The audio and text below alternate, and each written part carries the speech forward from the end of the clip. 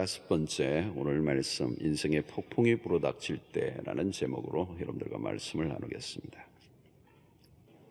살다 보면 기억하고 싶지 않은 순간들이 있죠. 오늘 34장의 야곱의 생애에 꼭 그런 사건들이 있었습니다. 야곱의 인생의 뼈아픈 경험을 한 곳이 바로 34장입니다. 내용을 들여다보면 읽기도 좀 민망하고 또 부담스러운 내용들이 꽉 차 있습니다. 야곱의 인생의 치명적인 오점을 남긴 사건이죠. 일반적으로 사람에 대한 전기를 우리가 다룰 때는 아마 이런 부분은 생략하고 넘어갔을 거예요. 그러나 성경은 건너뛰지 않고 굉장히 디테일하게 기록을 하고 있습니다. 야곱은 이 번엘 이후 하나님을 만나고 형 에서와 극적 화해가 일어나고 또 귀향의 길을 가다가 갑자기 숫곳이라고 하는 곳에 집을 짓고 살다가 다시 세겜이라는 번화한 도시에 장막을 치고 정착하게 되죠. 우리가 지난 주일날 살펴보았던 내용입니다. 여기서부터 문제가 시작이 된 것 같습니다. 오늘 1절에 보면 디나가 그 땅에 딸들을 보러 나갔더니 그랬습니다. 디나가 그 땅에 딸들을 보러 나갔다. 굉장히 흥미로운 대목이죠. 디나는 이 젊은이들이 많이 붐비는 그런 번화가 사람들이 모이는 곳으로 간 것 같아요. 도시는 언제나 매력적이죠. 볼거리들이 많고 또 사람을 끌어모으는 곳이죠. 호기심이 많은 이 디나는 전형적인 틴에이저로 보여집니다. 그래서 유행에 민감한 나이죠. 그 땅에 딸들을 보러 나갔다. 여자아이인 것 같아요. 여자아이들 특징이 자기만이 아니고 다른 사람의 외모, 다른 사람의 어떤 유행에 굉장히 민감한 나이입니다. 무슨 옷을 입었나, 가방은 뭘 들었나, 신발은, 주얼리는 이렇게 관심을 가지고 있죠. 특별히 도시 문화는 비교 문화입니다. 나만 잘 입고 다니는 게 중요한 게 아니고 이게 유행에 맞나, 이게 굉장히 중요한 이슈죠. 특별히 또래, 이 시대는 이 나이는 또래 문화가 있는 거죠. 자기 또래의 문화를 보고 싶었던 것 같아요. 디나는 갑자기 도시에 나오자 이방인 것 같은 느낌이 들었을 것입니다. 일종의 문화 충격이죠. 도시의 패션들을 이제 구경하는 것들이 참 즐거웠을 것입니다. 디나는 우리가 잘 알고 있는 것처럼 뼈대 있는 하나님을 섬기는 가정이죠. 그의 정조 할아버지가 아브라함입니다. 자, 그런데 지금 이제 세겜이라는 이 세속 도시 안으로 지금 들어왔어요. 그리고 이 세속 도시에서 뿜어내는 이 문화 안으로 지금 빨려 들어가고 있는 모습을 우리에게 보여주고 있습니다. 야곱의 딸 디나가 그 땅에 딸들을 보러 갔다라고 하는 이 부분에서 우리는 예사롭게 이게 보고 넘어가면 안 되는 거예요. 이방의 문화에 흡수되어져 가는 과정을 소개하고 있는 것입니다. 디나가 처음부터 무슨 나쁜 동기를 가지고 그 딸들을 보러 간 것은 아닐 거예요. 그러나 디나는 친구가 필요했을 것이고 또 그 땅에 친구들을 사귀며 그 세겜이라는 도시의 문화에 자연스럽게 빨려 들어갈 수밖에 없었다는 것을 우리는 짐작할 수가 있습니다. 이 도시의 문화라고 하는 것은 그 안에 편리함과 함께 이 소비주의, 또 그 소비주의 안에 향락주의가 같이 숨어 있는 것입니다. 저항 의식이 없으면 도시의 그 문화 안에서 주는 그 여러 가지 것들을 향유하게 되고 또 그러다 보면 소위 말하면 세속화, 속화되는 하나님의 백성으로서의 정체성을 지켜가기가 쉽지가 않습니다. 지난 주간에도 말씀을 드렸지만 이 도시의 문화는 하나님을 중심한 문화이기보다는 인간의 힘이 강조되는 인간 중심의 문화예요. 인조이하는 문화예요. 사람의 자기중심적 성을 쌓고 자기가 스스로 자기를 보호하고 자신의 삶을 스스로의 힘으로 만들어 가고자 하는 인간의 힘이 강조되고 자랑되는 곳이 도시. 그 안에는 인간의 탐욕과 욕망이 꿈틀거리게 되고 또 그 안에 구조악이 생기게 되고 잡다한 그런 하나님을 거역하고 반역하는 문화들이 숨을 쉬는 것이 도시입니다. 디나는 아직 자신이 분별하고 판단할 나이가 아니에요.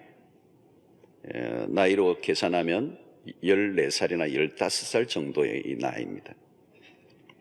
그런 면에서 이 세겜에서의 생활은 영적인 면에서 매우 위험한 곳입니다. 세겜의 선택은 전적으로 야곱에 의해서 일어난 일인데요. 그러나 이 도시 안에서 주는 그 강력한 반하나님적 그 문화 안에 들어가는 것이 얼마나 위험한 것인가를 야곱은 아직 몰랐던 것 같아요. 사실 오늘도 우리는 도시 문화, 이 안에는 소비 사회, 또 향락이 조장되는 이 문화가 있습니다. 우리는 끊임없이 돈을 벌어야 되고 또 번 돈을 또 열심히 쓰는 문화가 도시이죠. 그래서 아무리 벌어도 또 쓸 곳은 계속 만들어지는 그런 문화, 그 안에는 향락도 들어가 있는 것이죠. 땀 흘려 일을 하고 그 일을 한 것에 대한 보상을 또 향락으로 또 채우고자 하는 그 문화들이 이 도시 안에는 자연스럽게 형성되기 때문에 영적으로 전쟁을 치르지 않으면 세속의 힘이 우리를 가만히 두지 않게 하는 것입니다. 그래서 우리는 그 안에서 정말 저항의식을 가지고 믿음의 분투를 해 나가야 되는 겁니다. 자, 그런데 디나가 홀로 다니는 가운데 그 딸들을 보러 이렇게 돌아다니다가 마침내 사건이 하나 벌어지게 되죠. 오늘 2절에 히위 족속 중 하몰의 아들 그 땅의 추장 세겜이 그를 끌어들여 강간하여 욕되게 하고 그랬습니다. 자, 디나가 돌아다니다 보니까 그 땅에 킹카에게 걸린 것 같아요. 겁탈을 한 것입니다. 여기서 우리는 세겜이라는 도시의 단면을 또 확인하게 되죠. 폭력적이고 음란성을 가지고 있는 도시임을 충분히 입증하고 있습니다. 여러분, 도시 안에는 이 폭력성과 음란성을 함께 가지고 있습니다. 이 도시의 문화 속에 어린 소녀가 홀로 돌아다니는 일이 얼마나 위험한지.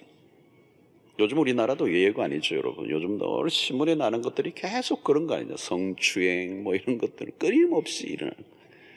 갈수록 더 위험해지는 것 같아요. 안전지대가 요즘 없어요. 자, 이 사건 이후에 8절 위에 보면 세겜의 아버지 하몰이 찾아옵니다. 디나를 세겜의 집에 감금해 놓고 있는 상태 속에 자기 아들과 결혼해달라고 그 아들의 부탁에 의해서 아버지가 온 거죠. 날강도들입니다. 얼마나 부도덕합니까? 마음에 끌린다고 먼저 여자를 겁탈해 놓고 결혼하자고 요구하는 것은 타락한 문화의 전형입니다. 성이라고 하는 것은 언제나 결혼 이후에 결혼 관계 안에서 인격적인 교제 속에서 스텝이 있잖아요. 그래서 결혼을 하고 그 결혼 관계 안에서 성이 허락되어야 하는데 성관계, 결혼 관계 이전의 성, 결혼 바깥에서의 성, 이것은 타락한 문화의 전형인데 오늘 이것은 굉장히 강제적으로 추행을 한 것입니다. 그런데 이 아버지가 와서 전혀 오늘 본문을 보면 그 잘못된 행동에 대한 사과는 보이지 않아요. 8절과 10절을 보면 하몰의 제안들을 보면 전적으로 돈 얘기를 하고 있는 물질에 대한 얘기예요. 결혼을 위한 상당한 조건을 내겁니다. 돈으로 해결하려고 하는 거죠. 모든 게 돈이에요. 돈만 있으면 된다는 접근 방식은 현대사회와 매우 닮아 있습니다. 협상의 과정을 보면 야비하고 지저분해요. 거기는 속임수가 들어있습니다. 도덕성이 전혀 보이지 않습니다. 이 악한 세상의 단면을 보여줍니다. 이 어린 여자 14살, 15살 정도 되는 이 여자아이를 강제 추행하고 집으로 납치까지 하고도 그것을 모자라 이제 돈으로 해결하려고 하는 이 멘탈, 이 경악스러운 것이죠. 힘의 논리, 돈의 논리만 있고 공의, 정의가 보이지 않습니다. 오늘 리차드 포스트가 얘기했던 돈, 권력, 섹스, money, power, sex, 굉장히 명저예요. 명저. 굉장히 좋은 책이에요. 오늘 현대사회에 오늘 우리의 모든 세속 도시 안에서 쥐고 있는 강력한 세 가지 힘을 얘기하는 거죠. 영향력을 얘기하는 거예요. 이 세 가지 토픽이 오늘 세상의 모든 것들 안에 문화 안에서 강력하게 지배하는 하나의 힘이. 오늘 여기 세겜 도시가 이게 딱 그대로예요. 돈, 권력, 그리고 섹스. 하나님의 백성인 야곱이 어쩌다가 지금 이 모양까지 오게 되었는지 기가 막혀요. 야곱은 세겜이라는 도시가 얼마나 악한 곳인가를 몰랐습니다. 그리고 도시가 주는 그 파워, 그 세속적 힘이 얼마나 강력한가를 야곱이 몰랐던 거예요.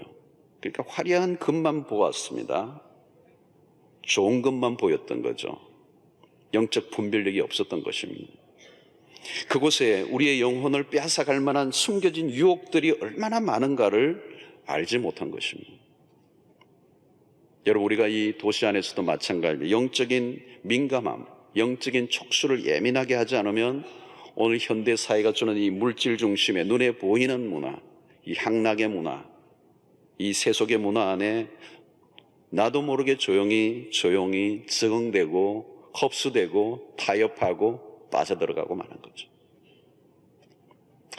자, 여러분, 이 디나의 사건에 대한 야곱의 반응이 어떻습니까? 야곱이 그 딸 디나를 그가 더럽혔다 함을 들었으나 자기의 아들들이 들여서 목축함으로 그들이 돌아오기까지 잠잠하였고 그랬어요. 이해가 안 돼요. 이 아버지 맞아요? 특별히 외동딸입니다. 어떻게 이렇게 잠잠할 수 있을까? 약간 짐작하게 하는 것이 있다면 디나는 누구의 딸인가 하면 레아에게서 난 딸이에요. 레아. 제가 가끔 뿔테라고 했는데 혹시 뿔테를 끼고 계신 분이 계실까 봐 이제 그 얘기도 하면 안 되죠. 자, 야곱은 4명의 아내가 있습니다. 그렇죠? 레아와 라헬 그리고 또 몸종 2사람. 4명의 아내를 통하여 현재 11명의 자녀를 두고 있어요. 그게 얼마나 복잡한 가정입니까? 집안에 한 분만 여자분이 계셔도 쉽지 않은데 4분이 계세요. 4분이. 그리고 이 레아는 상처 속에 자랐잖아요. 야곱이 라헬을 끔찍이 사랑하고 라헬은 상처 속에 자랐어요. 그 상처 속에 자란 레아의 딸이에요. 디나가. 홀로 외출을 나갔던 디나의 주변에는 함께 하고 있는 모습이 보이지 않죠. 아무도. 그런 외로운 딸이고 사랑받지 못하고 자랐던 딸이에요. 야곱의 행적을 뜯어보면 레아의 자식과 라헬의 자식에 대한 편애가 아주 심했어요. 문제가 있는 사람이 야곱. 다른 형제들은 자기들을 사랑하지 않는 것까지는 참겠는데 라헬에게서 나온 요셉과 르우벤을 눈에 띄게 사랑하는 것. 그게 더 큰 상처죠. 그래서 요셉은 나중에 채색 옷을 입히고 애지중지하다가 나중에는 그 편애를 참다 못해 이 요셉의 배달한 형들이 아버지를 아주 골탕 먹이려고 하는 것 사실은. 요셉에 대한 증오심과 함께 팔아넘겨버렸어요. 역기능적 가정입니다. 야곱과 안에서 드러난 역기능적 모습을 어느 정도 우리가 이해한다면 지금 야곱이 이 딸에게 또 그의 아들들의 반응 이런 것들을 우리가 많이 이제 좀 추정을 할 수가 있습니다. 야곱이 아버지로서 무심함이 드러납니다. 야곱은 아버지로서의 마땅한 모습을 보이지 않아요. 아버지란 존재, 그 역할의 부재입니다. 아버지의 부재. 이것은 아버지가 존재하지만 존재하지 않는 것과 마찬가지. 야곱은 가장으로서의 책임 있는 행동을 하고 있지 않습니다. 별다른 조치를 취하지 않아요. 아들이 돌아올 때까지 잠잠했다. 이상한 아버지. 평소에도 딸에 대한 애정을 보이지 않았던 것으로 보입니다. 그 아버지의 무관심 속에 자라온 딸이었기 때문에 사실 바깥으로 돌다가 이런 변을 당한 것이지도 모릅니다.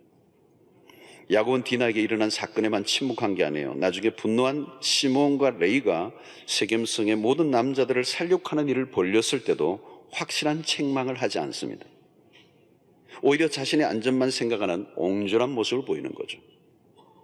34장 끝에 가면 아들들이 뚜껑이 열립니다. 이 사건에 대한 소극적이고 무관심한 태도를 보이는 아버지 야곱에게 대들고 있어요. 그들이 이르되 그가 우리 누이를 창녀같이 대우함이 옳으니까.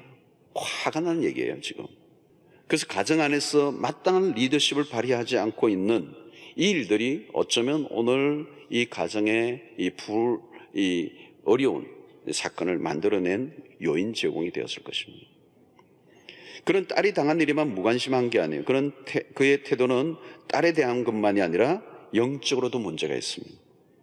하나님 백성에 대한 세겜족의 범죄는 그냥 둘 수 없는 치명적인 사건임에도 불구하고 침묵한다는 것은 야곱이 영적 분별력을 잃어버리고 있다는 것을 우리에게 말씀하고 있는 거예요.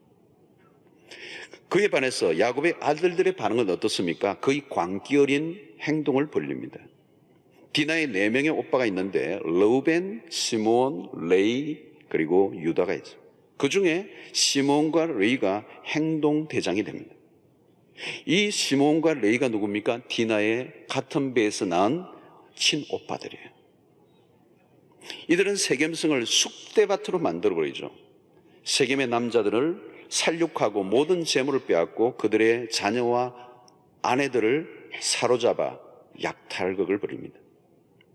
이 오빠들의 분노는 정상이죠. 사실은 분노 자체는 정상이에요. 마땅한 반응이지만 여동생이 기가 막힌 다길 때문에 분노하는 것은 사실이지만, 그런데 문제는 이들이 세겜과의 협상 과정에서 거짓말을 하며 도가 넘는 행동을 합니다. 특별히 그 땅의 모든 남자들이 다 할례를 받아야 비로소 동생을 줄 수 있다고 말하죠. 일종의 계약을 하는데 속임수였습니다. 할례를 받게 하고 그 남자들이 할례를 받게 하면 그 틈을 타서 다 죽이려고 하는 계획이죠. 그래서 사흘째 되는 날 할례 의식을 행하게 하고 사흘째 되는 날 가장 고통이 심할 때 행동 계시를 통하여 그 땅의 모든 남자들을 죽이는 대살육극을 벌입니다. 여러분, 할례가 무엇입니까? 창세기 17장에서 말씀하듯이 하나님의 백성들에게 시행하는 거예요. 남자아이가 나고 8일째 되는 날 할례를 행하여서 하나님의 백성됨을 증명하는 상징적인 예식입니다. 근데 야곱의 아들들의 치명적인 실수가 뭡니까? 하나님의 백성이 된 것에 대한 그 상징, 그 영적인 것을 자신들의 목적을 이루기 위한 수단으로 이용했습니다. 할례 의식을 복수를 위한 도구로 삼았다는 것은 그들의 영적 상태를 의심하게 하는 것입니다.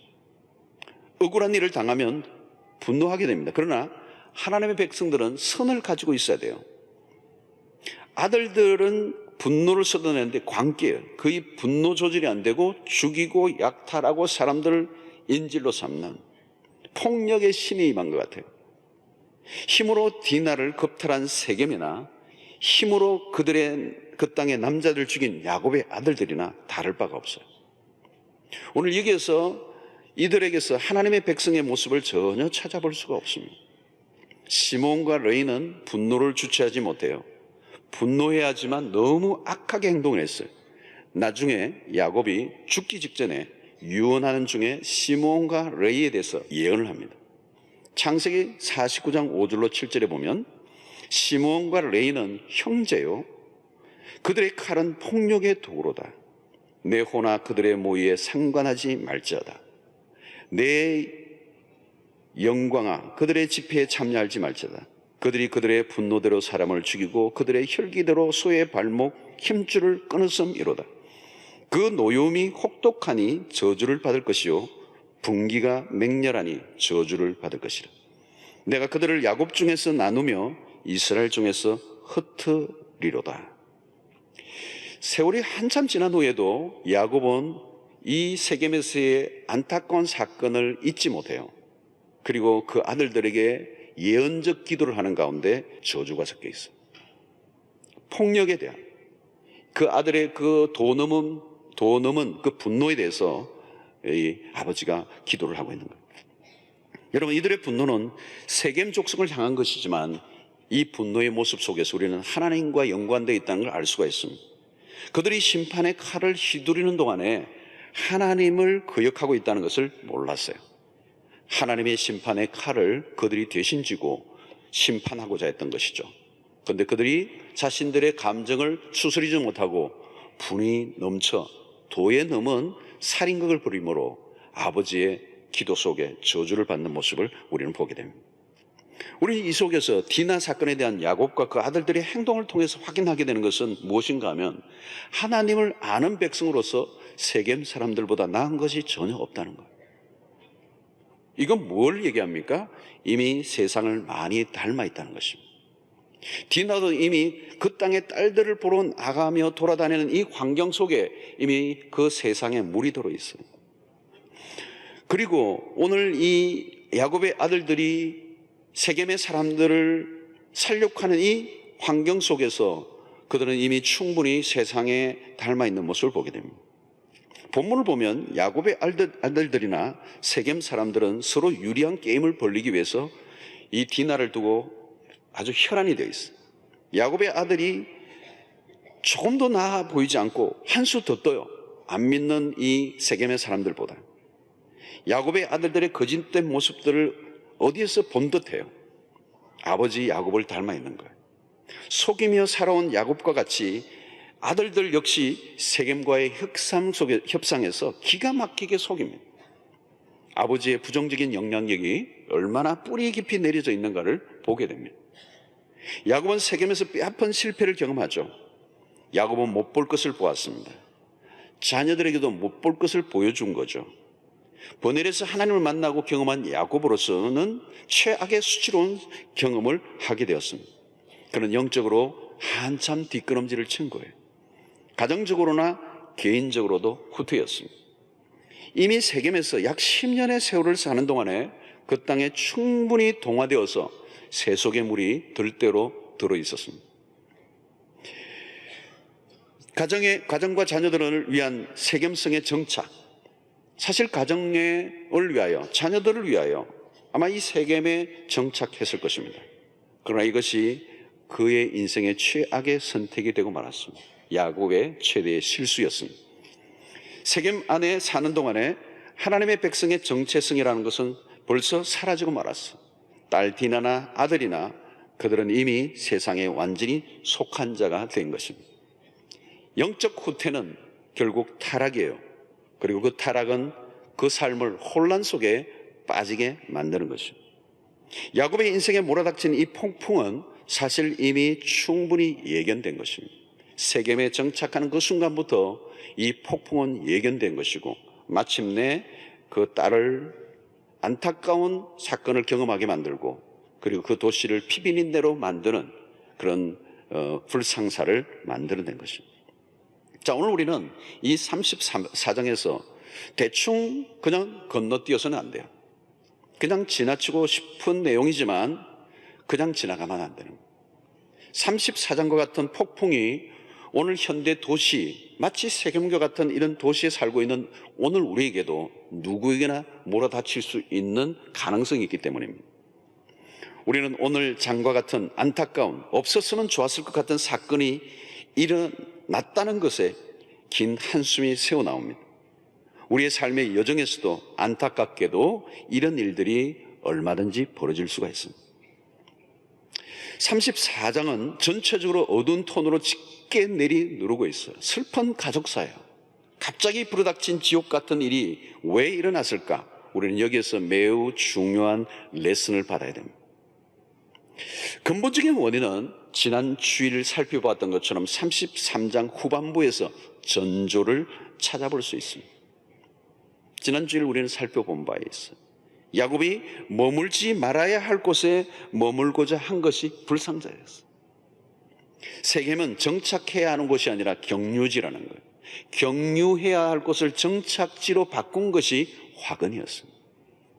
처음 숫곳이라는 곳에 집을 짓고 우리간을 지을 때부터 약간 빗나갔죠. 그때만이라도 초기이기 때문에 돌이키면 됐을 거예요. 근데 결국은 더 매력적인 땅으로 보였던 세겜 땅에 정착을 하고 만 것입니다. 아마 야곱은 눈앞에 펼쳐져 있는 부유하고 화려한 이 도시 문명에 아주 매력에 빠져들었을 거예요. 눈이 멀어버렸어요. 그리고 그곳에 제단을 쌓고 엘엘 로헤 이스라엘이라고 부른 것을 보면 겉으로는 순종한 듯 보였지만 사실은 불순종이었습니다. 곧바로 베델로 직행했더라면 세겜의 비극은 없었을 것입니다. 머물지 말아야 할 곳에 뒤섞여 지내는 동안 찾아온 사건이 결국 야곱의 인생의 수치가 된 것입니다. 근본 원인은 야곱에게 있는 거예요. 하나님을 만나고 이스라엘이 되었지만 여전히 아직도 야곱으로 살고 싶어하는 그 모습이 그대로 남아있는 거예요.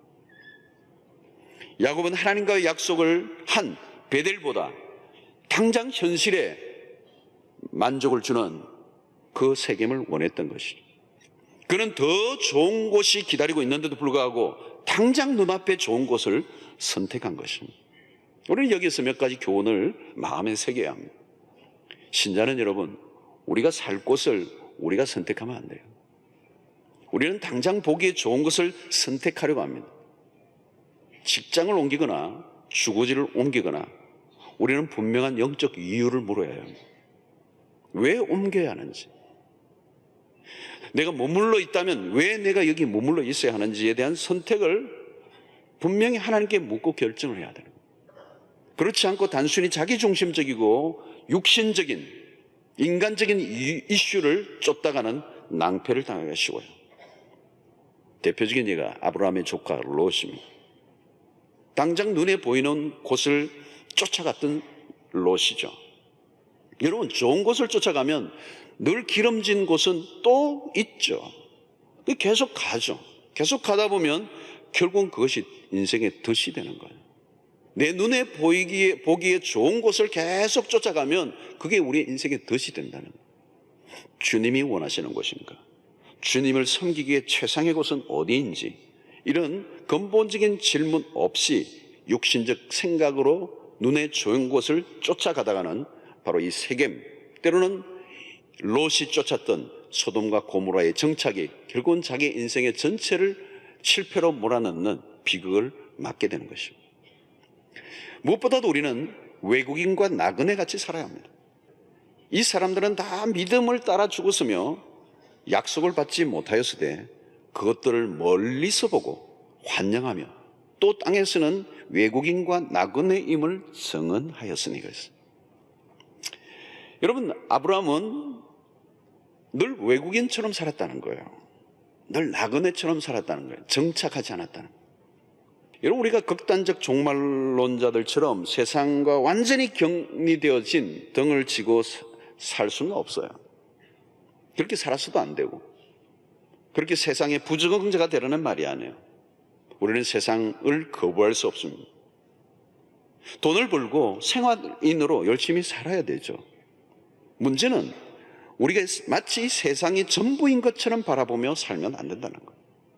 눈에 보이는 세상이 전부가 아니잖아요. 세상이 전부로 보인다면 신앙의 길을 잃은 것입니다. 성도 여러분, 눈에 보이는 이 세상은 잠깐입니다. 우리가 실수하는 것 중에 하나는 좀 먹고 살기가 좀 좋아지면 영적인 시력을 잃어버리는 것입니다. 눈에 보이는 것이 전부인 줄로 착각하는 거죠. 결국은 세상이 너무 좋아 천국을 바라보지 못하는 것입니다. 바울은 그러나 우리의 시민권은 하늘에 있는지라 거기로부터 구원하는 자 곧 주 예수 그리스도를 기다리노니 그랬어요. 여러분, 바울은 진정한 나의 소속은 하늘이라고 믿었던 거죠. 그래서 하늘의 시민권자. 여러분, 우리는 대한민국 시민권이기도 하지만 대한민국 이 시민권은 금방 끝이 나요. 오래 안 가요. 우리의 진정한 시민권은 하늘에 있어요. 그래서 바울은 하늘 시민권자다. 우리의 시민권은 하늘에 있는지라 그렇게 믿었던 거죠. 여러분, 세상이 아무리 세상에 좋은 것들이 있다 할지라도 천국을 놓치지 않게 되기를 축원합니다. 여러분, 아무리 좋은 게 있어도 이 땅은 천국이 아니에요. 여러분, 더 좋은 게 있어도 너무 좋아하지 마세요. 여러분, 가만히 보면요, 이 세상은 좋은 게 오면요, 좋은 것만 오는 게 아니에요. 안 좋은 것도 좀 따라와요. 너무 좋아했는데 그 좋아했던 게 나중에 보면 그렇게 내가 좋아할 만한 게 아니라는 걸 깨달아요. 우리가 영원히 붙들 수 있는 게 없고요, 우리가 생각할 만큼 그렇게 좋은 게 이 세상에 없어요. 세상이 좋아 세상에 빠져 살면 금방 신앙은 실종되고 맙니다. 정신을 차려야죠. 너무 시선을 빼앗기지 말아야 돼요. 여기에 자리를 펴고 천년만년 살 것처럼 생각해서는 안 되는 거예요. 일시적이에요. 이 땅은 경유지예요. 정착지가 아닙니다. 정착하지 않는 신앙인으로서 늘 하나님의 인도를 구하며 살아가는 삶이 건강한 삶이에요. 여러분, 우리는 안정된 삶을 원하죠. 안정된 삶. 아무 걱정거리가 없는 그런 삶을 사는 게 좋아 보이지만 그때는 영적으로 가장 위험한 순간이에요. 우리가 이 도시 문명은 우리의 힘으로 우리가 뭔가를 노력해서 막 쌓아가죠. 돈과 명예와 권력과 막 쌓아. 그건 뭐예요? 안정을 원하는 거예요. 그 안정을 원하는 가장 깊은 곳에는 뭐가 있느냐면 하나님을 의지하지 않아도 될 만한 안정을 원하는 거예요. 그것이 얼마나 영적으로 위험한 것입니까? 여러분, 우리 하나님이 우리의 일상 속에 늘 필요하고 하나님의 인도가 아니면 살 수 없는 그런 환경, 인간적으로는 굉장히 불안정해 보일지 모르지만 영적으로는 가장 좋은 환경. 사실 이스라엘 백성들이 광야를 지나는 동안에 불안정했지만 그때가 너무 좋았던 때예요. 신발이 헤어지지도 않고 만나와 메추라을 먹여주시고 반석에 물이 나게 하시고 그 광야를 지나는 동안에 하나님의 인도 속에서 어떤 광야 속에서 살아나게 만드시는 그 은혜를 베푸신 이유는 가나안이라고 하는 그 땅에 정착해 들어가서 하나님을 잊어버리지 않고 여전히 그 정착에서 농사를 짓고 농경 문화가 온다 할지라도 모든 것은 하나님의 손에 의해서 먹고 산다는 사실을 깨우쳐 주기 위해서 광야를 지나는 동안에 그 백성들에게 계속 레슨을 하게 한 것이죠. 늘 인도를 하면서 하나님의 인도를 불기둥과 구름기둥으로 인도를 받게 하시는 것입니다. 여러분, 오늘 우리가 하나님의 인도를 받지 않고 우리의 안정을 추구하며 하나님의 통제를 벗어난 삶을 살고자 할 때 사건이 터지는 거예요. 오늘 야곱이 경험한 것입니다.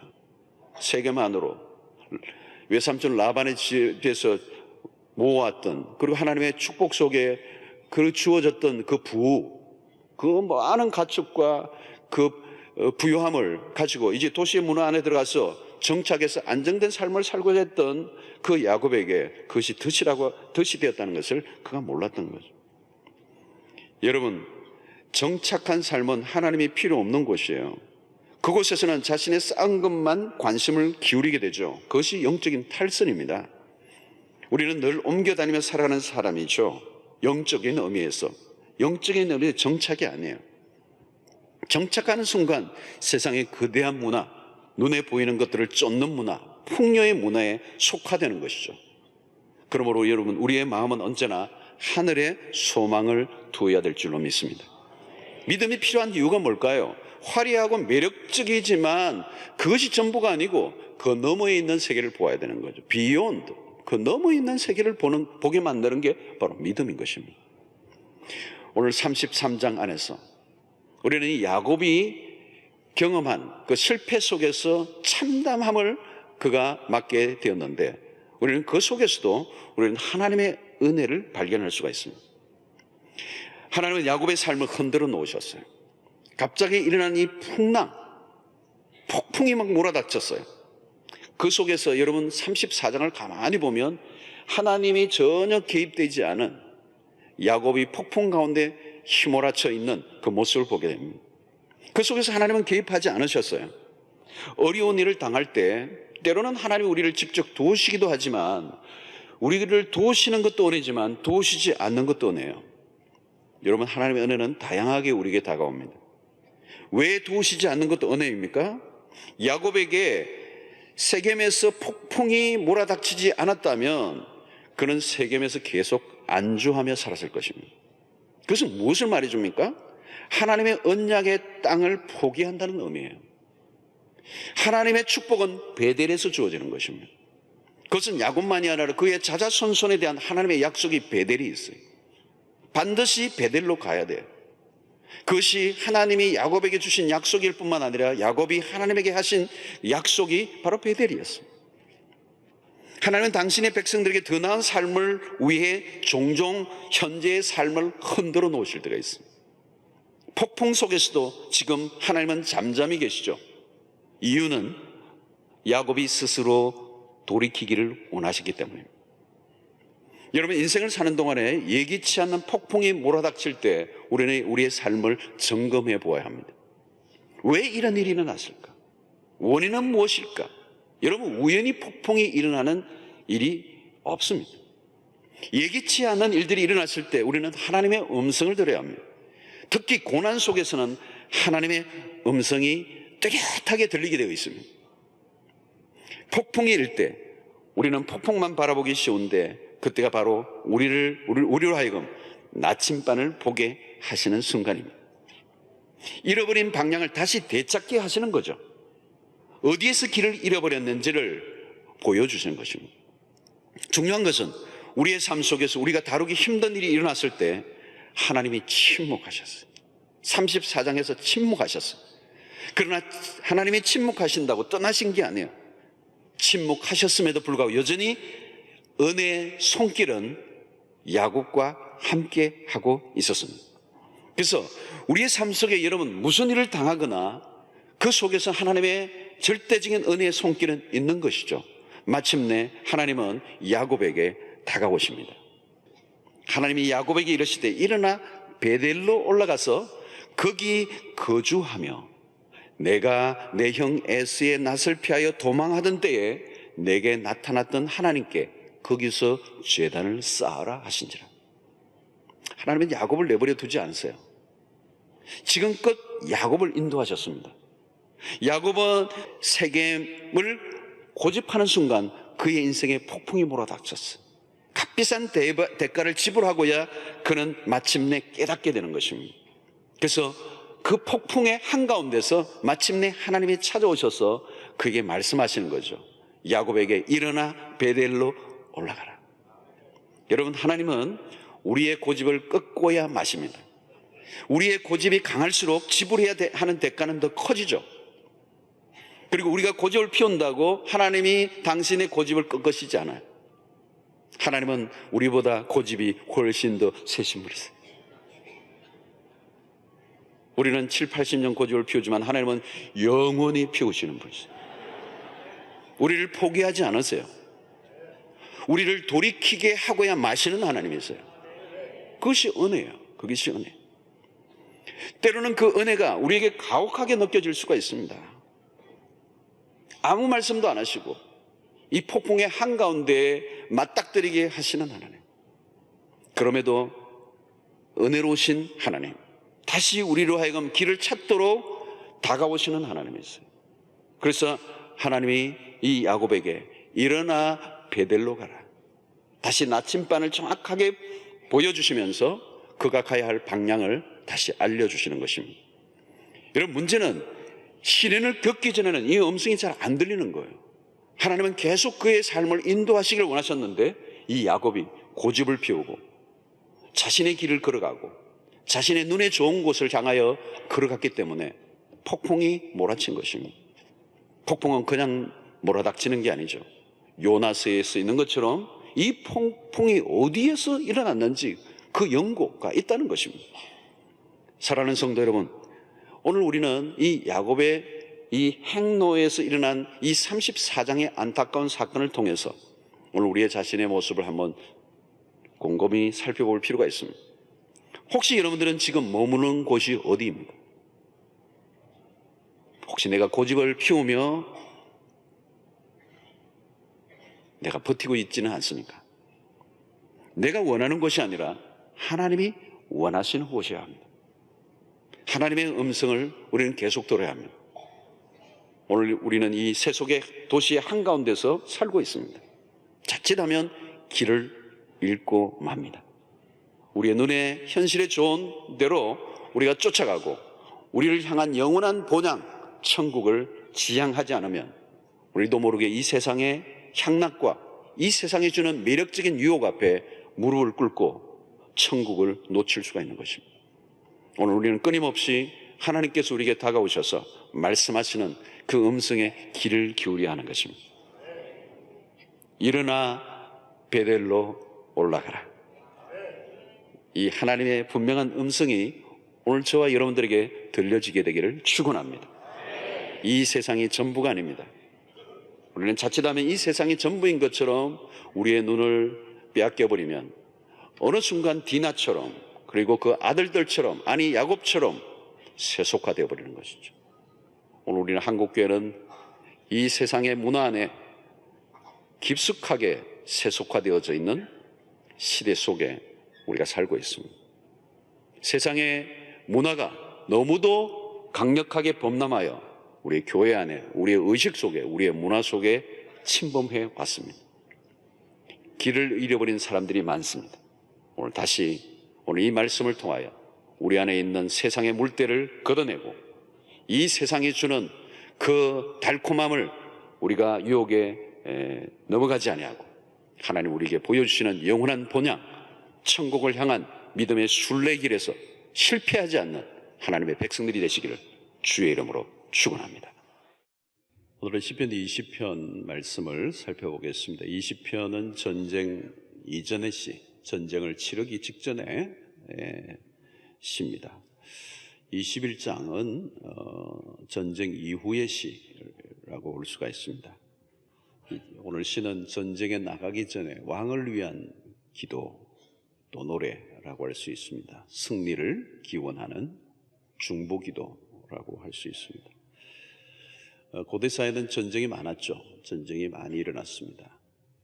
그리고 전쟁이 일어나면 왕이 그 전쟁에 진두지휘를 합니다. 다윗 왕은 전쟁을 많이 치렀던 왕이죠. 그의 삶에 많은 그 전쟁들이 있었고 승리가 있었습니다. 주변 국가들과 끊임없는 싸움을 치룰 때에 그 왕을 위한 그런 기도를 드린 것입니다. 전쟁을 치른다는 것은 참 어려운 것이죠. 전쟁은 가장 우리의 인생에 위기가 많지만 최고의 위기 상황을 전쟁이다 이렇게 얘기할 수 있습니다. 전쟁은 우리가 이런 국가적인 전쟁도 있지만 오늘날은 경제 전쟁도 있고 또 학생들은 입시 전쟁을 치르고 취업 전쟁도 하고 청년들은 우리 생존의 전쟁을 우리는 치르고 살아갑니다. 어떻게 보면 우리 인생이 전쟁이죠. 위기 상황입니다. 그리고 이 전쟁에서 우리가 특징은 불안정한 삶입니다. 앞이 어떻게 될지 알 수가 없는 거죠. 전쟁을 치르고 난 다음에 어떻게 될지 알 수 없는 예측 불허의 상황이기 때문에 불안하고 또 불안정한 삶을 살아가는 것입니다. 러시아의 격언에 그런 말이 있습니다. 싸움터에 나갈 때는 한 번 기도해라. 그리고 바다에 나갈 때는 2번 기도해라. 그리고 결혼할 때는 3번 기도해라. 어떻게 보면 전쟁보다 더 심사숙고하고 기도해야 될 게 결혼입니다. 바다에 나가는 것도 그렇습니다. 그러니까 전쟁에 나갈 때나 바다에 나갈 때나 우리 결혼을 통해서 기도를 얘기하는 것은 그만큼 위험하다는 것입니다. 예측 부르고 알 수 없다는 것입니다. 전쟁에 나가면 죽을지 살지 모르는 것입니다. 바다에 나갈 때도 마찬가지죠. 일엽편주입니다. 큰 바다, 큰 배를 몰고 나가도 거대한 바다의 한가운데 들어가서 거대한 물길이 일어나면 일엽편주라고 그래요. 그래서 우리 배를 타시는 교우들 우리 교회도 많이 있는데 어떤 경우는 그럴 때 너무 먼 항해를 하는데 거대한 배가 파도 속에 들어갔다가 나오는 거예요. 그래서 이번만 타고 안 탄다. 그러고 또 계시다가 또 타러 나가시고 그러는데 그만큼 위험한 그것이 갑자기 풍랑이 몰아닥치는 제가 호주에 있을 때도 이 둘로스 배가 뉴질랜드에서 호주로 오는데 얼마나 그 항해가 거칠어요.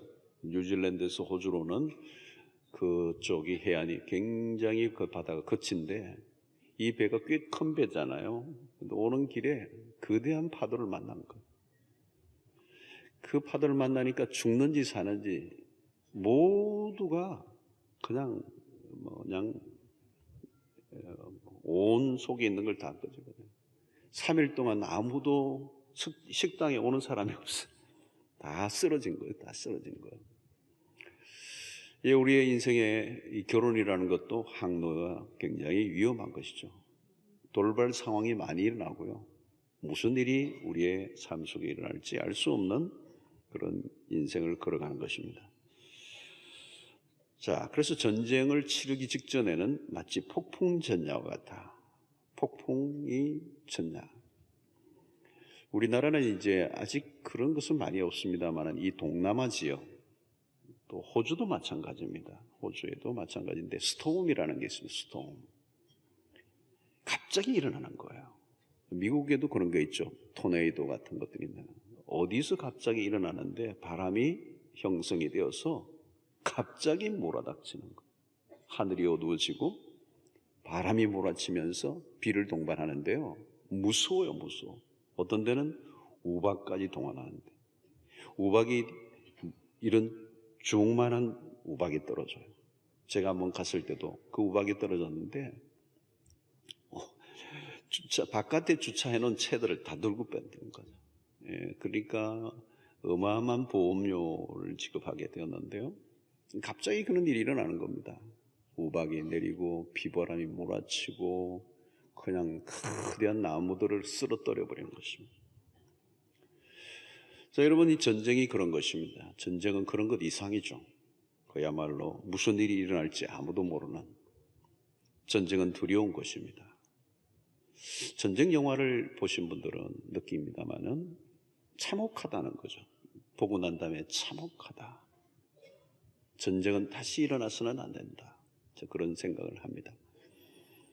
우리나라 6.25 아마 여기에도 우리나라가 그 전쟁을 50년대에 그 경험하신 분들이 여기 많이 계시리라고 생각해요. 저희 부모님 세대들이 그걸 경험하셨습니다. 예. 자, 이 전쟁에서는 관건이 뭘까요? 승리입니다. 승리. 이겨야 된다. 오늘 우리 인생은 전쟁터로 본다면 우리의 인생의 전쟁터에서 우리도 승리해야 돼요. 전쟁터에서 지면 참혹한 것입니다. 포로가 되거나 죽임을 당하는 거죠. 자, 오늘 우리는 이 전쟁에서 핵심적인 주제는 무엇일까요? 무엇을 의지할 것인가의 싸움입니다. 오늘 7절에 그런 말씀이 나옵니다. 어떤 사람은 병거, 어떤 사람은 말을 의지하나. 우리는 여호와 우리 하나님의 이름을 자랑하리로다. 자, 전쟁에서 가장 중요한 것은 전력이죠. 예. 그 시대는 병거, 이 말이 오늘날 핵과 같은, 미사일과 같은 무기죠. 최고의 무기들이 병거, 말이었습니다. 자, 전쟁에서는 이런 병거, 말이 필요한 것입니다.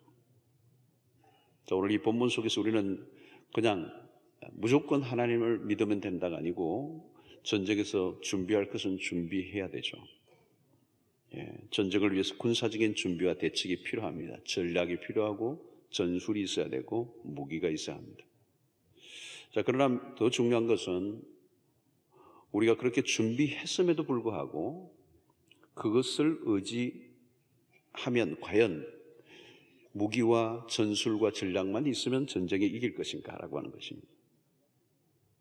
자, 오늘 하나님의 백성들은 그런 것들을 의지함으로 승리할 수 없음을 얘기합니다. 오늘 얘기 보니까 우리는 여호와 우리 하나님의 이름을 자랑하리로다. 자, 특별히 이스라엘의 전쟁의 특징을 우리가 알아야 합니다. 이스라엘 백성들의 전쟁, 성경은 전쟁사가 많이 있습니다. 출애굽에서부터 시작해서 여호수아로 사사기로 사무엘 상하 열왕기 끝도 없이 전쟁의 이야기가 나옵니다. 전쟁사를 모르면 이스라엘의 역사를 모를 정도입니다. 어쩌면 이스라엘은 오늘도 전쟁 가운데 있죠. 자, 이 이스라엘의 전쟁은 거룩한 전쟁이라고 볼 수 있습니다. 이걸 성전이라고 그러죠. 그래서 이 전쟁은 여호와께 속했다 그런 얘기합니다. 그리고 하나님은 전쟁에 능하신 분이시다. 자, 그 얘기를 하는 것은 뭘까요? 전쟁 속에 하나님의 개입을 이야기하는 것입니다. 전쟁은 인간의 나라와 나라와의 싸움이 아니고 그 안에는 하나님의 개입이 있다. 군사적인 전략만으로는 결과를 알 수 없다는 것입니다. 특별히 오늘 이 7절은 어떤 사람은 병거를 의지하고 어떤 사람은 말을 의지하지만 우리는 여호와 그분의 이름을 자랑한다. 이스라엘 역사 속에 이것은 많이 경험되었습니다. 그래서 출애굽의 역사, 가나안의 정복의 전쟁들, 모든 것, 또 다윗이 전쟁을 치를 때에 모든 것 안에 하나님의 간섭이 있었습니다.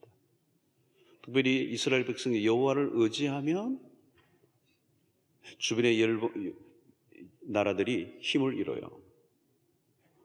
그런데 이스라엘이 불신앙 속에 빠지고 우상 숭배를 하고 교만하면 이상하게 주변에 약했던 약소국들이 강대국이 돼요. 그리고 이스라엘을 공격해 옵니다. 그러니까 모든 것이 하나님에 의해서 달려 있어요. 하나님을 의지하면 이기고 세상을 힘을 의지하면 지고. 자, 이것은 굉장히 하나님이 예민하게 바라보시는 작업인데요.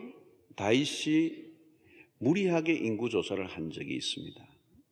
그 일로 인해서 하나님의 분노를 쌓게 하는데 이 인구 조사를 무리하게 감행하다가 그 일로 인하여 이스라엘 백성들에게 전염병이 생깁니다. 그리고 7만 명이 죽습니다. 하나님의 심판이죠. 굉장히 무서운 심판입니다. 자, 왜 이렇게 하나님이 대노하셨는가? 다윗의 이 행위가, 이 인구 조사하는 이 일이 단순히 수를 세는 센서스를 하는 게 아니고 자신의 힘을 가름하기 위해서입니다. 자신의 군사력을 확인하고 싶은 거예요. 그래서 인구 조사를 한 것입니다. 자, 여러분, 이 수를 자꾸 이렇게 카운트하는 거 안에 굉장히 위험한 게 있다는 거예요. 이 사람을 한 인격으로 보거나 한 사람을 이름으로 대하지 않고 수로 계산하고 그 수가 많아짐으로 그 수가 자랑이 되면 그 자랑으로 하나님을 의지하기보다 자신이 가지고 있는 힘을 의지하는 위험한 불신앙에 빠지게 되는 것입니다. 그래서 이 부분에 대해서 굉장히 예민하게 대하셔요. 외적인 조건과 힘들을 다윗이 의지하려고 하니까 하나님이 크게 대노하시는 거예요. 여러분, 세상의 힘을 의지한다는 것은 굉장히 우리에게도 늘 찾아오기 쉬운 유혹입니다. 그래서 우리는 연주를 대고 또 힘이 있는 사람과 엮어서 내 삶을 어떤 힘을 만들어 가려고 하죠. 우리가 사실 실제적으로 생존의 현장을 살다 보면 그야말로 죽느냐 사느냐의 그런 각축장이 됩니다. 그래서 인맥이 필요하고 항맥이 필요하고 별별 수를 다 되어야 이겨낼 것 같은 유혹에 빠지는 거예요. 여러분, 성공이 위험한 이유는 그 성공 때문이 아니에요. 그 성공으로 인하여 찾아온 하나님을 의지하지 않아도 될 것 같은 마음에 사로잡히는 거죠. 우리가 가지고 있는 것을 의지하고 하나님을 의지하지 않으려고 하는 이유, 우리가 하나님이 되려고 하는 것. 그래서 무슨 수를 쓰더라도 내 스스로의 힘으로 나의 어떤 힘을 쌓고자 하는 이 유혹이 오늘 우리에게 있는 것입니다. 자, 여러분, 어린 시절에 다윗이 골리앗과의 싸움에서 외적인 조건이 중요하지 않다는 것을 우리에게 입증해 준 사건이 우리가 잘 알고 있습니다. 골리앗과 이 거인 골리앗을 넘어뜨리는 이 일에 다윗이 가지고 있었던 건 딱 하나밖에 없어요. 물맷돌이었습니다. 거기에 버금가는 군사력이 필요하지 않았어요. 그래서 골리앗과 블레셋과 이스라엘이 이 대치하고 있었던 그 상황 속에서 다윗이, 어린 소년 다윗이 불쑥 아버지 심부름 때문에 들어오는 거죠. 그리고 그 정황을 보면서 이 거대한 이 싸움의 한가운데서 다윗이 볼 때 그런 이 물맷돌 하나로 나아가려고 할 때 사실은 사울의 갑옷과 옷을 입혔죠. 그 적군과 싸우기 위해서는 그런 갑옷과 무기가 필요하다고 생각한 것이죠. 그런데 다윗은 그것을 거부합니다. 자기 몸에 맞지도 않고요. 그리고 그가 익숙했던 물맷돌을 들고 골리앗을 향하여 갑니다. 자, 그런데 이 사건은 우리가 많이 들었고 알고 있는데요, 매우 상징적인 마치 오병이의 사건이 상징적인 표적인 것 같이 이 물맷돌로 그인 블레셋의 장수를 넘어뜨린 사건도 성경에 굉장히 메시지를 담고 있는 사건입니다. 자, 이 본문을 사무엘상 17장 45절을 보면 이렇습니다. 다윗이 블레셋 사람에게 이르되 너는 칼과 창과 단창으로 내게 나아오거니와 나는 만군의 여호와의 이름 곧 내가 모욕하는 이스라엘 군대의 하나님의 이름으로 내게 나아가노라. 이 공식적으로는 이해가 안 되는 싸움입니다. 아주 어린 소년이고 한쪽은 어마어마한 전설적 자이언트고 그리고 어마어마한 무기를 갖고 있고 블레셋의 그 대표적인 장수예요. 소년 다윗은 아무것도 가지고 있는 게 아니에요. 군복도 입고 뭐 이렇게 무기를 갖춘 게 아니에요. 뭐 비중규군이라고 말할 수도 없어요. 드러낼 수 있는 자랑할 게 아무것도 없는 소년 다윗이 골리앗을 넘어뜨렸다는 이 얘기를 통하여 하나님이 우리에게 들려주시고 하시는 메시지는 뭘까요? 이것은 하나님이 하셨다는 거예요. 그래서 여러분, 오병이어와 같은 보리떡 5개와 물고기 2마리로 5,000명을 먹이셨다. 이것과 같은 것입니다. 그것은 누가 보아도 하나님이 하신 거잖아요. 그거 뭐 소년이 그 한 끼 먹을 도시락이잖아요. 그리고 그것도 가난한 뭐 별로 볼품이 없는 오병이었잖아요. 그 보리떡 그리고 물고기 그 멸치 같은 2마리 그것으로 5,000명 아니 2만 명을 먹이도 남는다는 이 사건은 뭘까요? 그건 하나님이 하셨다는 거. 그건 해석이 안 돼. 하나님이 하신 것 외에는 해석이 안 되는 겁니다. 자, 여러분, 이 골리앗과의 싸움에서 이 이야기도 소년이 등장해요. 오병이의 사건에도 소년이 등장합니다. 어린 아이, 그리고 아주 작은 볼품없는 그리고 오병이요. 그리고 그 어린 아이가 들고 간 물맷돌 하나. 그러니까 미미하고 눈에 보이는 게 아니에요. 그런데 위대한 역사를 이뤄내는 그 속에서 하나님의 얘기는 뭘까요? 하나님이 위대하시다는 거예요. 하나님은 대단하신 분이시다. 그분은 능력이 있으시다. 그분은 모든 것을 하실 수 있는 분이시다. 큰 자와 위대하고 세상에 떵떵거리고 힘이 있는 자를 부끄럽게 하시는 하나님이시다.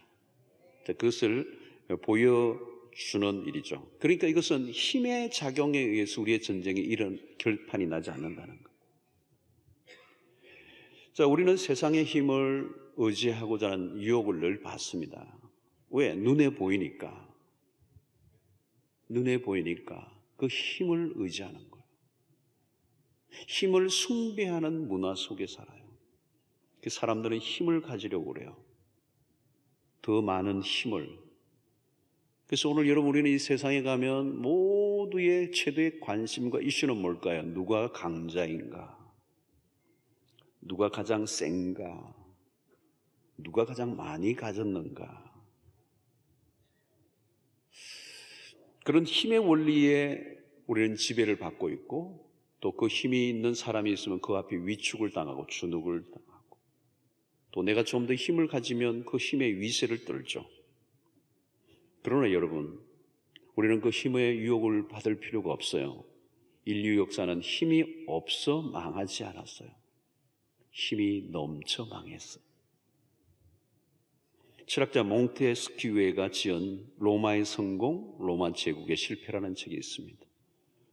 로마는 시들지 않는 나라, 망하지 않을 것 같은 나라였습니다. 그러나 그 나라가 망한 거죠. 그 거대한 로마 제국이 수백 년을 구가했습니다. 역사 이래 없는 엄청난 번영을 누렸습니다. 모든 길은 로마로. 근데 그 나라가 망했어요. 최근에 독일에 제가 갔다 왔어요. 독일의 그 시스템, 유럽의 중심을 이루는 이 독일의 이야기를 들었는데 정말 대단한 나라더라고요. 독일이 유럽의 그 맹주죠, 실제적으로. 하여튼 잘 골고루 모든 15, 6개 그 주가 너무 골고루 잘 발달이 되어 있고요. 그리고 법치국가고요. 모든 게 정확하게 움직이고 돌아가는데 그렇게 얘기해야 돼요. 독일을 이렇게 표현해요. 망할래야 망하기가 어려운 나라라 그래요. 그렇게 시스템이 잘 되어 있는 나라고. 그래서 제가 속으로 그런 나라는 없다. 뭐 좋은 나라는 틀림없습니다만은, 여러분 미국이 대단한 나라지만 미국은 지금 기울어져 있습니다. 굉장히 불안한 나라. 영국이 해가 지지 않는 나라였어요. 브렉시트를 통하여 보여준 것은 뭘까요? 영국이 불안한 겁니다. 우리부터 살자. 지금 미국의 정책이 뭐예요? 지금 트럼프를 뽑았던 이유는 뭘까요? 우리가 먼저 살아야 된다. 다른 나라도 다른 나라지만 온 세계를 책임지는 것도 중요하지만 먼저 우리가 살아야 된다. 불안한 것입니다. 자, 여러분, 힘은 힘으로 스스로 망하게 되어 있습니다. 인간의 힘은 유한한 것입니다. 인간의 힘은 영원하지 않습니다. 인간은 자신이 가진 힘으로 세워지기도 하지만 자신의 힘으로 무너지는 것입니다. 자, 여러분, 아사왕의 기도가 유명하죠. 역대하 14장 11절에 보면 아사가 그의 하나님 여호와께 부르짖어 이르되 여호와여, 힘이 강한 자와 약한 자 사이에는 주밖에 도와줄 이가 없사오니 우리 하나님 여호와여, 우리를 도우소서. 우리가 주를 의지하오며 주의 이름을 의탁하옵고 이 많은 무리를 치러 왔나이다. 여호와여, 주는 우리 하나님이시오니 원하건대 사람이 주를 이기지 못하게 하옵소서. 이 힘이 강한 자와 약한 자 사이에 끼어 있다는 거죠. 아사왕. 이 사이에서 주밖에 도와줄 리가 없사오니 하나님 우리를 도와주십시오. 우리가 주를 의지합니다. 우리도 우리 인생을 살아가다 보면 강한 자와 약한 자 사이에 끼어 있는 거예요. 그래서 우리는 그 속에서 갈망하는 하나님밖에 없습니다. 지금 우리나라가 그래요, 여러분. 우리나라가. 우리는 이 모든 이 세계의 힘의 그 원리 안에 끼어 있어요. 저는 요즘도 이 사드 문제나 이런 걸 보면 너무 속이 상해요. 너무 속이 상해요. 어떤 것도 우리가 할 수 있는 게 없어요. 우리가 마음대로 할 수가 없어요. 중국과 미국의 끝없는 그 파워 게임 안에 우리는 있는 거예요. 우리가 마음대로 할 수 있는 게 없어요. 통일 문제에 대해서 제가 관심을 많이 가지고 많은 전문가들 또 강의, 국내 최고의 그런 분들과 얘기를 나누다 보니까 막 속이 상하는 거예요. 통일을 우리가 마음대로 못 다루는 거예요. 세계 4강의 헤게모니 안에 우리는 들어있어요. 한쪽이라도 원하지 않으면 우리는 힘들어요. 우리의 마음대로 할 수 없어요. 자, 여러분, 전쟁 속에서 자, 그러면 오늘 무엇을 하고 있느냐는 거죠. 오늘 2절과 3절을 보면 성소에서 너를 도와주시고 시온에서 너를 붙드시며 내 모든 소재를 기억하시며 내 번제를 받아주시기를 원하노라. 자, 왕이 전쟁에 나가기 전에 제사를 드리고 있습니다. 하나님께 예배를 드리는 거죠. 자, 지금 굉장히 전쟁을 앞두고 정신이 없는 때입니다. 밤잠을 새워가며 전략을 고민하고 전열을 가다듬고 전쟁을 준비해야 되는데 지금 뭘 하고 있다면 소제와 번제를 드리고 있는 것입니다. 자, 이것이 하나님의 백성들 거룩한 전쟁의 차이예요. 다른 어떤 것보다도 먼저 무엇을 준비해야 되느냐? 영적 준비죠. 예배예요, 예배. 어떻게 보면 이 예배는 이 소제와 번제를 드리는 것은 전쟁과 전혀 상관없는 일처럼 보입니다. 지금 전쟁을 치르는 일에 이런 제사를 드리는 것이 무슨 의미가 있느냐? 그리고 나중에 드려도 되지 않느냐? 그런데 이것이 매우 인상적이죠. 어떻게 보면 낭비로 보입니다. 낭비로. 낭비로 보여요. 여러분, 세상의 사람들의 눈에 보면 오늘 우리 그리스도인들이 예배가 낭비로 보일 때가 있습니다. 그 뭐 하느냐? 주일날 쉬든지 땅이라도 차라리 파든지 어디 좀 어떻게 좀 이렇게 할 일이 많을 텐데 어떻게 그렇게 주일날 그 교회 가서 그것도 수영록에는 도로도 많이 막히고 시간도 많이 드는 것 같은데. 자, 여러분, 오늘 우리는 세상 사람들이 보기에는 우리가 가는 게 좀 이상하게 보일 수 있어요. 그러나 우리가 중요한 일이 있음에도 불구하고 모든 걸 제껴두고 의도적으로 어떤 공간에 와서 예배를 드림으로 우리는 세상 속에서 다르게 사는 자임을 지금 입증하고 있는 거예요. 전에 어떤 장로님의 간증을 들어보니까 참 그분은 놀랍더라고요. 미국에 계시는 분이 여러분들 아시는 분이 계시는데 유럽에 출장을 가서도 당신 교회, 주일날은 당신 교회 가서 예배를 드리는 거예요. 비행기를 타는 거예요. 잠시 그 당신의 교회 가서 예배를 드리고 오기 위해서 엄청난 대가를 지불하는 거예요. 물론 그것이 그분의 개인적인 간증이기 때문에 그걸 절대화시킬 수는 없지만 그분의 삶의 기준이죠. 예배. 그리고 자신의 교회. 사실 우리가 어디 가다 딴 교회 가면 여행 가다가 가면 뭔가 손님하고 구경 왔다 가는 것 같은 느낌이 들잖아요. 늘 내가 드리던 그 예배의 자리, 내가 앉아있는 그 자리. 오늘도 여러분들 늘 앉아있는 그 자리에 앉으셨죠? 예, 주일날도 보면 다 자리가 있더라고요. 특별히 이 앞은 자리가 있어요. 새벽 기도 때도 보니까 저도 그래요. 늘 앉는 자리에 앉아요. 어떤 분은 또 앉은 자리 누가 처음에 온 분이 몰라가 앉았으면 옆에 앉으면 되는데 내 자리입니다. 옆으로 가시라. 성가대도 자기 자리가 있더라고요.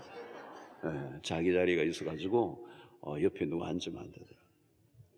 예, 또 어떤 분은 또 이상하게 또 이 직통파가 있어가지고 제가 아는 어떤 분은 우리 교회 말고 성가대원인데 어느 날 갑자기 앉아있는 분은 저리 가라고 그래. 자기가 갑자기 생뚱맞는데 성령께서 지금 이 자리에 앉으라고 했다.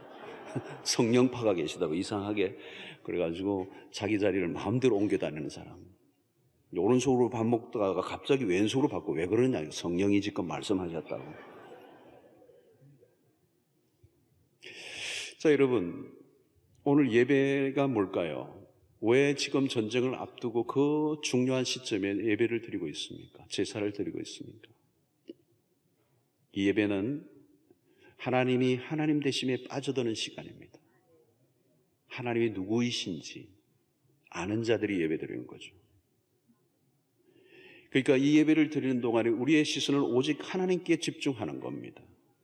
우리의 시야에 적군의 그 거대한 함성 소리가 아니고 거대한 배너가 흔들리며 그 적진의 그 험악한 상황에 집중하는 것이 아니고 하나님에게만 집중하는 시간. 그래서 이 재물과 시간들은 낭비가 아니에요. 예배를 통해 인간의 힘을 의지하지 않고 하나님 그분을 기억하고 그리고 그분을 의지하고자 하는 거죠. 전선의 건너편에는 새까맣게 적군들이 진을 치고 진군의 나팔 소리가 들려올 때 여러분 전쟁은 무엇의 싸움인가 하면 기싸움입니다. 전쟁은 그들 안에 어떤 분위기가 매우 중요하죠. 그 전세를 기울게 하는 많은 것들은 그 상대를 제압하기 위해서 다양한 그런 운동과 그런 악기들과 요란한 배너들을 동원하죠. 이게 뭐예요? 상대를 꺾기 위해서입니다. 자, 오늘 성소에서 예배를 드리는 하나님의 백성들은 그 모든 함성과 그 소리, 시야의 것들이 아니라 하나님의 임재로 가득 차 있는. 여러분, 시편의 이 핵심적인 주제 중에 하나가 예배입니다. 예배. 그리고 예배의 처소에 대한 시인들의 동경을 갖고 있습니다. 예배를 일망하는 모습들을 시적으로 표현하는 대목들이 많이 있습니다. 사랑하는 성도 여러분, 오늘 우리는 전쟁터와 같은 세상을 살고 있습니다. 내일 아침 무슨 일이 일어날지 알 수 없는. 그래서 많은 사람들이 불면증에 빠지고 잠 못 이루는 밤, 그리고 신경쇠약증에 걸리고 두려움과 불안에 사로잡혀 살아갑니다. 전쟁터죠. 내일 출근할 때 무슨 일이 내 삶에 일어날지, 내가 다니고 있는 직장의 승진의 문제로 오고 가는데 어느 날 그 직장 자체가 없어져 버리고 그 회사가 없어버리고 붕괴되어 버리고 마는 이런 세상, 전쟁이에요. 우리에게 들려오는 소리를 들으면 우리를 기를 죽이고 우리를 두렵게 합니다. 여러분, 예배가 뭘까요? 그 모든 우리의 삶을 제압하고자 하는 수없는 소리들로부터 우리를 자유케 하고 그 모든 두려움으로부터 빠져나오게 하셔서 우리가 참된 평안을 누리게 하시는 그 은혜를 우리는 예배에서 맛보아야 돼요. 예배를 예배답게 드리면 죽었던 자, 시들었던 영혼이 다시 살아납니다. 예배가 뭘까요? 초월에 계시는 하나님이 오늘 우리의 공간 가운데 임재하심으로 우리가 그 초월의 하나님을 만나면 오늘 우리를 둘러싼 모든 문제로부터 초월의 경험을 하는 은혜를 누리게 되는 겁니다. 여러분, 신앙을 바울 사도를 보면 그런 초월적 삶이죠. 내가 부하든지 가난하든지 내가 어떤 한 청빈에 처든지 나는 자족하기를 배웠다. 그 상황에 매여 있지 않고 초월적 삶을 살고 있다는 것입니다. 그런 감옥 속에 갇혀 있어도 그런 여전히 기뻐했던 삶은 초월이라는 거죠. 오늘 예배를 통하여 우리가 경험하는 놀라운 축복은 초월입니다. 오늘 현실에 갇히지 않고 현실에 아무리 힘들고 어려운 일이 일어나도 진정한 예배를 통하여 하나님의 능력과 하나님의 영광에 압도를 당하면 우리는 세상의 힘에 휘둘리지 않는 자유를 누릴 수 있는 것입니다. 예배에 생명을 걸어야 돼요, 여러분. 저는 우리는 예배가 한 10분, 20분 전에 다 하나님의 백성들이 꽉 차고 그래서 찬양으로 깊이 나아가고 기도와 말씀과 모든 시간들 속에 하나님의 임재로 충만함을 경험하고 축도가 끝난 다음에도 사람들이 그 여운, 성령의 임재의 그 여운에 차마 일어나지 못할 정도로 압도를 당하는 은혜가 있기를 원하는 거예요. 장사 시장터와 같은 예배가 아니고 말이에요. 정신없는 예배가 아니라 모든 시작과 끝까지 성령의 압도하시는 은혜가 있어서 하늘의 초월을 경험하고 하늘 문이 열리고 그 음성이 들리고 성령이 우리의 심령을 주장하고 내 안에 있는 모든 염려와 잡다한 근심과 생각들을 완전히 몰아내고 우리의 영이 주의 성령으로 자유를 얻는 은혜를. 여러분, 멋진 콘서트에 그 연주가 끝나도요, 사람들이요 박수도 차마 못 쳐요. 왜? 그 음악 안에 빠져들어갔어. 클라우디오 아바도가 지휘하는 유명한 이 음악의 그 신화 같은 얘기가 있어요. 지휘가 끝났는데도 사람들이 가지를 않는 거예요. 아니, 박수를 치지 않는 거예요.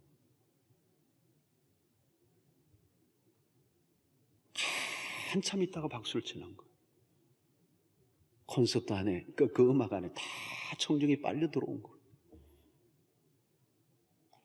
레퀴엠이라고 하는 그 유명한 그 곡의 연주의 끝에 마침내 지휘자가 움직이자 박수를 치는 거예요. 그리고 끊임없이 박수를 치고 청중들이 떠나가지를 않는 그 음악에 완전히 사로잡힌 거예요. 여러분, 우리 예배는 그 이상이어야 합니다. 하나님이 지금 이곳에 우리와 함께 하시는, 그래서 우리를 초월의 세계로 이끌어 주시는 이 독특한 경험이 우리 안에 일어나야 돼요. 그러면 여러분, 우리는 예배가 결코 낭비가 아니라는 걸 알아요. 1시간, 2시간 아니에요. 5시간 아니야. 온 하루를 다 바쳐도 예배는 낭비가 될 수가 없어요. 예배는 대가를 지불할 만한 것입니다. 자, 여러분, 하나님이 모든 것을 붙들고 계세요. 하나님이 어떤 분이십니까? 오늘 4절에 보니까 내 마음의 소원대로 허락하시며 내 모든 계획을 이루어 주시기를 원하노라. 하나님은 당신의 백성들의 승리를 주시는 분입니다. 우리의 마음의 소원대로 허락하시며 우리의 기도를 들으시는 하나님. 오늘 우리 한국 사회를 위해서도 이 나라를 위해서도 우리가 그렇게 기도해야 돼요. 하나님의 백성들이 깨어 기도해야 돼요. 우리의 민족은 시련의 민족이었습니다. 우리의 민족사는 숱한 전쟁사였어요. 그리고 수 없는 유린을 당하고 강대국 사이에서 부녀자들이 탈취를 당하고 유린을 당하고, 아직도 우리는 일본과의 관계 속에서 이 위안부의 문제마저 시원하게 해결되지 않은 뭔가 석연찮은 안타까움을 안고 있습니다. 시련의 민족이었어요. 6.25 전쟁은 여러분 세계사에 유명한 전쟁입니다. 온 세계. 워싱턴에 있는 그 전쟁 기념관 쪽에 가면 한국전을 기념하는 그 자리에 가보셨습니까? 무수한 사람들이 전사의 이름이 쫙 새겨져 있습니다. 우리는 최근에 경제적 번영을 누려왔습니다. 세계사에 유례없는 경제적 고속성장. 우리는 대단한 민족의 그 반열에 섰습니다. OECD 국가의 경제 10위권에 들어와 있어요. 대단한 일이에요. 그러나 여전히 우리는 대국의 텀에 기어 있습니다. 그리고 눈치를 보면 보지 않을 수 없는 나라예요. 오늘 이 본문에 보면 1절에 야곱의 하나님이라는 단어가 눈에 띕니다. 환난 날에 야곱의 하나님을 찾고 있습니다. 왜 야곱의 하나님일까? 아브라함의 하나님, 이삭의 하나님, 야곱의 하나님. 그런데 오늘 야곱의 하나님을 성경이 언급할 때는 이유가 있습니다. 왜냐하면 야곱은 성경의 인물 중에 파란만장한 인생을 산 대명사이기 때문에 그렇습니다. 그의 인생은 전쟁터와 같았어요. 그는 위기를 넘나들었어요. 그는 일찍부터 부모를 떠나, 그리고 그는 이국의 삶에서 처절하게, 그리고 전쟁터처럼 살았습니다. 그러나 살 수 없는 위기들 가운데서 그는 하나님의 구원을 경험합니다. 야곱의 인생에 늘 함께 하셨던 하나님, 그 베델에 찾아오셨던 하나님은 너를 떠나지 아니하실 것이라는 그 약속을 지키시고 전쟁 같은 그 인생 가운데 함께 하셔서 그를 보호해 주심으로 그를 마침내 이스라엘의 조상 야곱의 하나님, 오늘 이스라엘이라고는 국호의 주인공이 됩니다. 하나님의 보호가 없었다면 그는 결코 그럴 수가 없었습니다. 오늘 우리의 인생 가운데도 마찬가지, 환난 중에 우리는 살아갈 때 우리의 보호가 되시는 야곱의 하나님, 그분이 우리의 환난 속에서 우리를 건져 주실 것을 믿는 것입니다. 오늘도 그 야곱의 하나님이 우리의 하나님이 되기를 축원합니다. 이 다윗의 확신은 6절에 있어요. 여호와께서 자기에게 속한 바 기름 부은 자를 구원하시는 줄 이제 내가 아노니. 여기 구원하시는 줄 이제 내가 아노니. 자, 여러분, 아직 전쟁은 끝이 나지 않았고 시작도 하지 않았어요. 근데 오늘 구원하신다라고는 이 단어가 원문으로 보면 완료 시제예요. 이 완료 시제라는 것은 뭔가?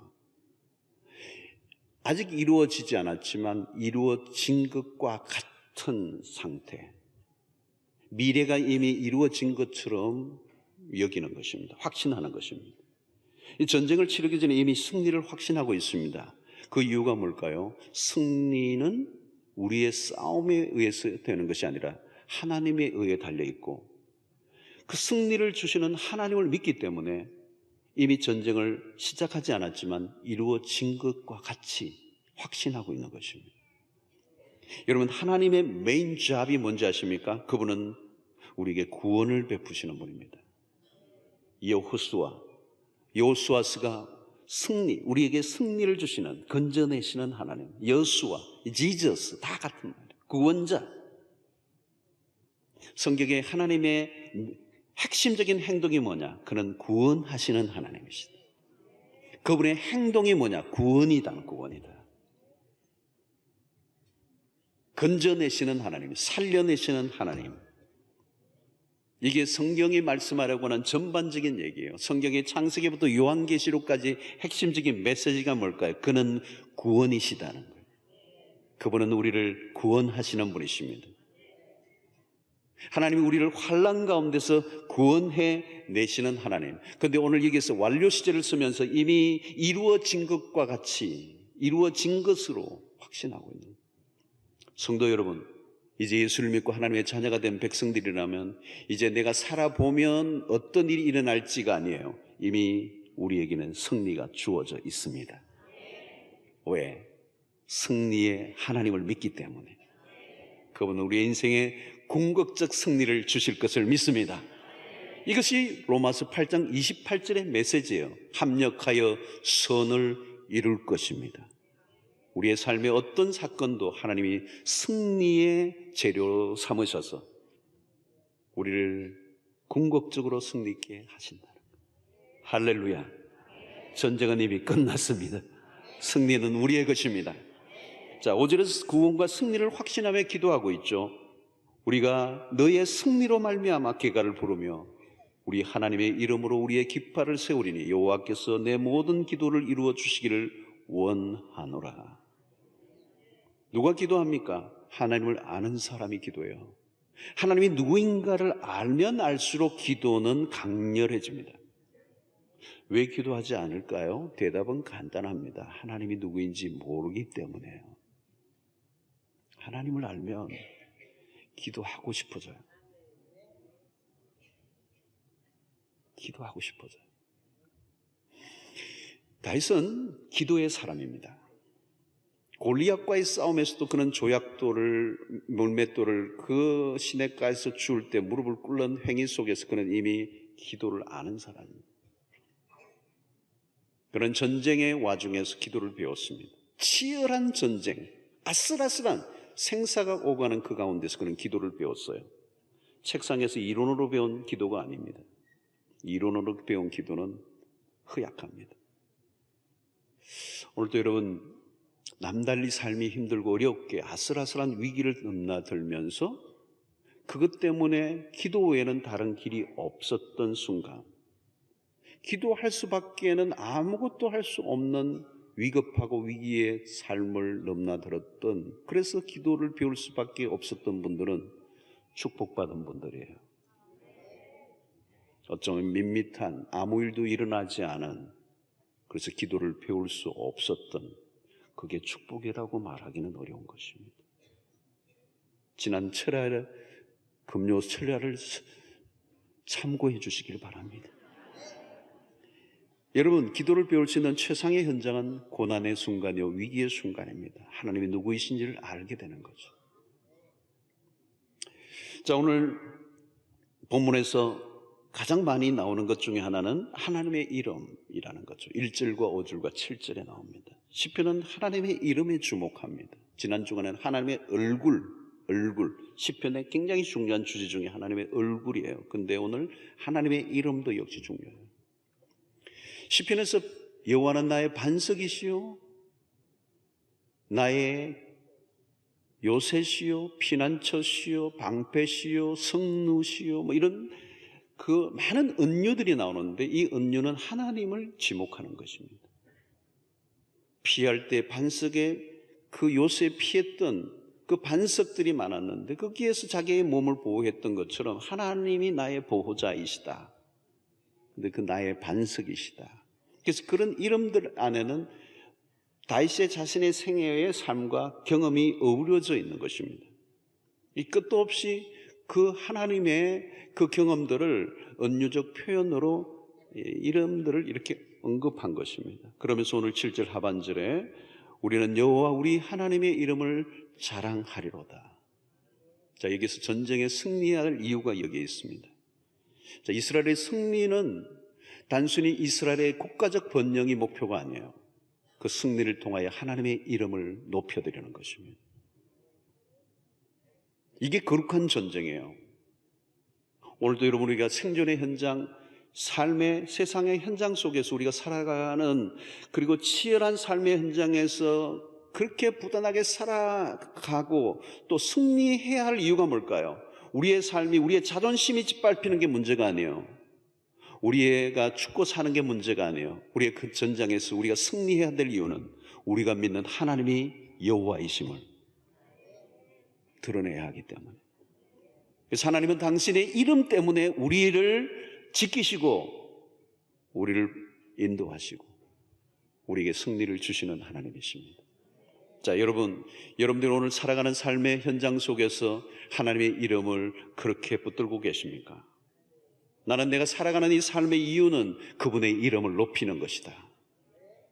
그분의 이름의 그 자존심, 그 이름의 영광을 훼손시키지 않는 삶을 살아가기 위해서 우리가 달려간다면 하나님은 당신의 그 이름을 위하여 우리의 편에 서서 우리를 지켜주실 줄로 믿습니다. 오늘 우리의 모든 삶의 영역 속에 마지막은 뭘까요? 오늘 20장 마지막은 기도로 마무리해요. 시편 자체가 기도의 책이죠. 자, 9절에 보니까 여호와여 왕을 구원하소서. 우리가 부를 때에 우리에게 응답하소서. 자, 여러분, 오늘 우리는 매일 전쟁을 치르며 삽니다. 폭풍전야와 같은 인생, 속수무책이고 예측 불허의 인생입니다. 무엇을 의지할 것인가?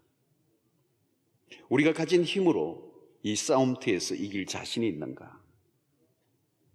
자, 우리가 할 일은 뭘까요? 기도입니다. 오직 한 분에게 집중하는 것. 환난 날에 우리를 도우시는 그 하나님을 전적으로 의지함으로 승리하는 여러분들 되시기를 축원합니다.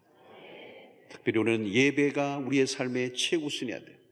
오늘 전쟁의 그 직전에 예배를 드립니다.